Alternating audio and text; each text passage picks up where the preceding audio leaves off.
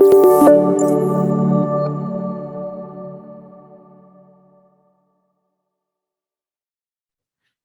and thank you for joining us for this week's Rise and Thrive with EHE Health interactive series where we discuss all things health together.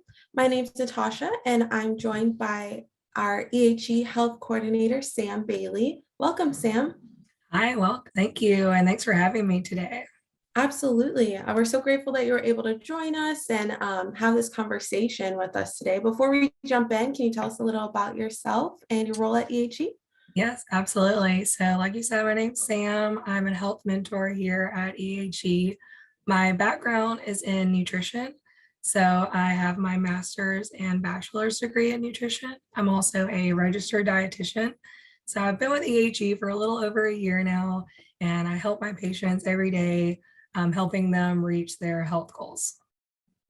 Great. That's great. We're so happy to have you here on the EHG team. Yeah. As we get into the new year, it's very common for people to take time to begin practicing new habits, working towards new goals, and some choose to learn a new skill, maybe practice gratitude more often, or start or continue a healthy lifestyle. Some people may not know where to begin. So, what are some steps that people can do? People can choose to create new habits and set those new goals for this year. Absolutely.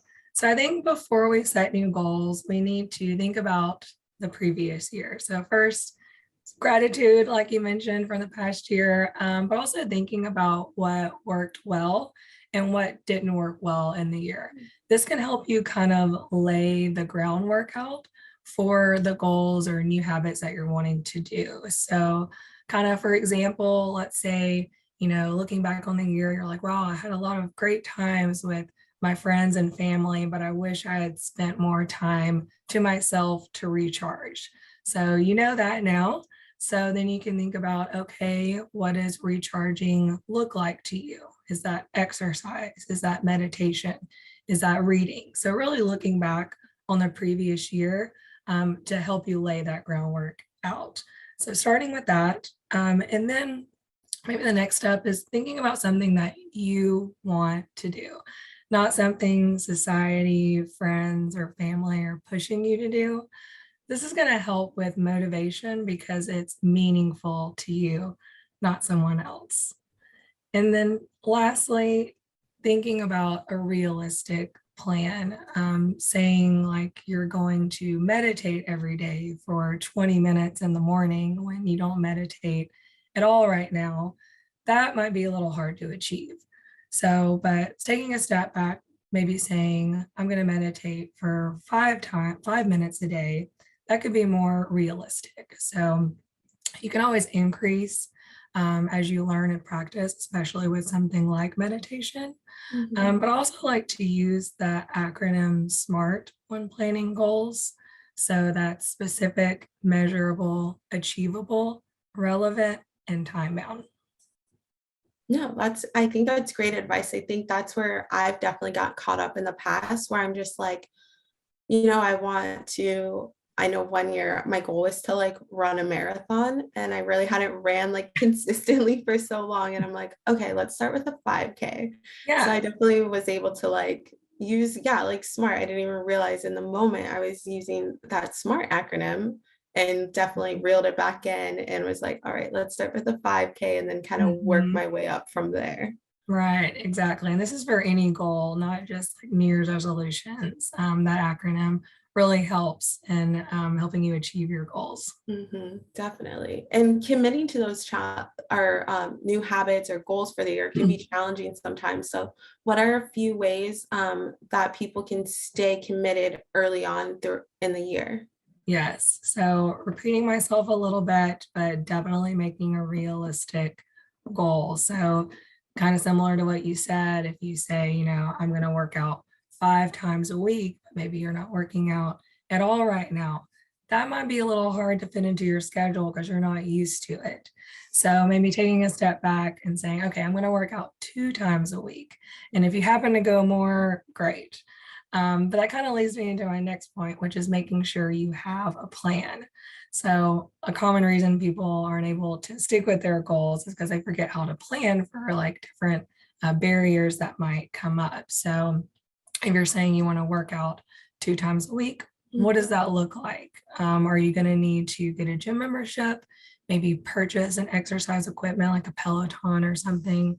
What happens when you go on vacation or if the weather's bad? So just having those backup plans and seeing what's going to work in your lifestyle and your schedule. And then also know that something is better than nothing. A lot of people have this kind of all or nothing mentality. And so they might say, well, I can't do my 30-minute workout because I don't have 30 minutes today. Well, just do 10, 15, or 5 minutes. So like if your goal is for the year is to do more self-care, but maybe you don't have time for your full yoga routine that day, that's okay. Just take 5-10 minutes to maybe do some deep breathing. That's still self-care. A little goes a long way.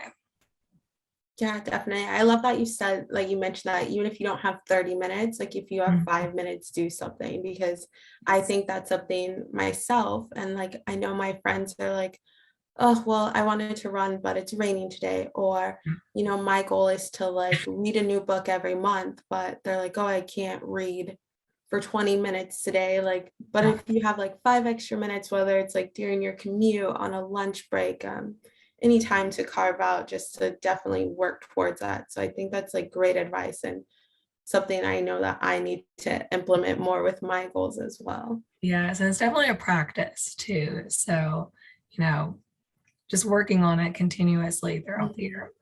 Right. And that's a great point too. So like, let's say, at the beginning of the year, I feel like people are so motivated to obtain their goals and like get started. But kind of, I feel like as weather gets warmer and like the sun is out longer, people trying to push everything to the back burner, or it's more like, oh, like I want to go do this today. I don't have the 30 minutes to do it. So how can people continue to stay committed to their goals throughout the year? Yes, absolutely. One of my favorite things to talk to my patients about is parenting yourself. So we're adults now, we don't have, that guardian or parent saying, okay, you can't play basketball or whatever it is until you finish your homework.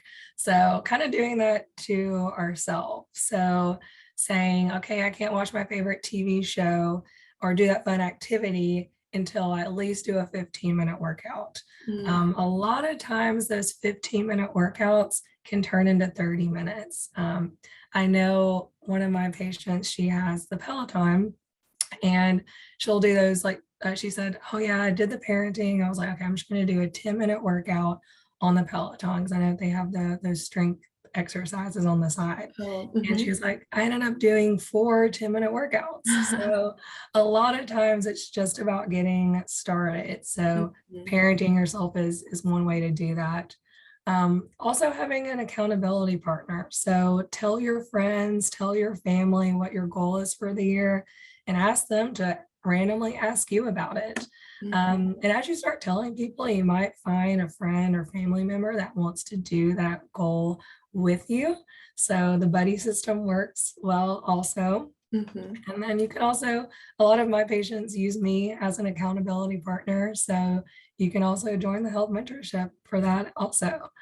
And then lastly, I'm big on reflecting. So we know that setbacks and decreased motivation are going to happen. It's kind of part of life. So when that happens, when you have maybe a day or a week that didn't go as well, kind of think back to what might have triggered that, what could have been done differently. That's going to help you learn and better prepare for those setbacks in the future. So just thinking about it, but you can also journal. Putting, pen to paper really helps with these things too. Writing when you had a really good week, what happened when you had not such a good week, what happened, and you can always look back and that might boost your motivation as well.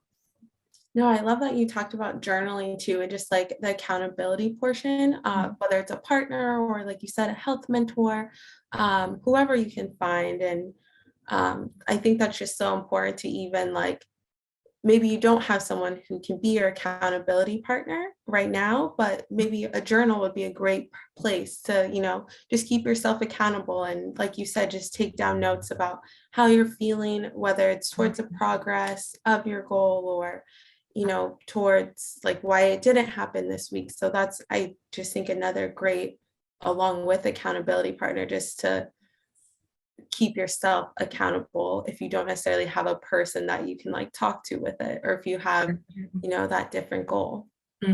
That's very true. And they do have those little like 5-minute journals. You can just Google 5-minute journal, and I think you write some things in the morning and stuff in the evening just for 5 minutes. So that's another quick way to do the journaling also. Yeah, that's great to know. I'm gonna have to look that up too. Yes. Yeah, but I think overall, when thinking about the next year, is choosing a realistic goal that you can fit into your lifestyle. And remember that change is a process and it takes time. So be patient with yourself. Yeah, definitely. Patience is so important. And I think no matter what your goals are, whether they're to eat healthy, learn new language, spend more times with friends and family, the new year can be a great time to start those. And I just think everything that you talked about today is just like, accountability, setting realistic goals, all of that is so important. I think we can all take something away from that. So thank you so much for joining us today, Sam. Absolutely. It was great being here, and I hope everyone has a great 2022. Yes, thank you, everyone. Feel free to follow us on Facebook, LinkedIn, and Instagram for any additional content. And thank you all for participating and watching today. And cheers to a happy new year. Cheers.